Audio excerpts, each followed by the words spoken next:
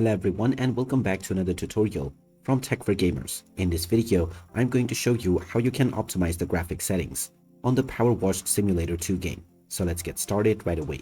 First of all, open up the PowerWash Simulator game on your device. And after you start playing the game from the home page, if you wish to optimize your graphic settings, press the escape button to go into the home menu. From here, you can click on the gear icon at the top section. And now, from the settings page, click on video.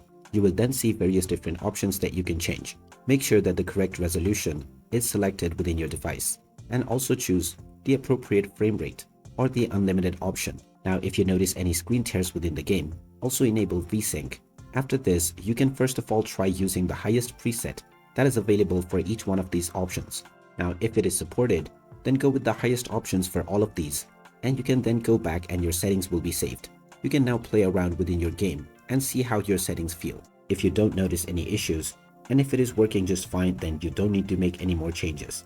Otherwise, once again pause the game and go back into the settings page. Then from the video menu, you can now try reducing these presets by one step at a time. You can also try reducing the render scale, which will render the game in a lower resolution, and then upscale it. Then once again, after reducing your options, go back and see how your settings feel. By repeating this process, you can find the optimal balance of performance and quality within your game. So there you have it. That is how easy it is to optimize the graphic settings on the PowerWash Simulator game. If you find this video helpful, don't forget to hit that like button and subscribe to our channel for more useful tips and tutorials. Thanks for watching, and I will see you again in the next video.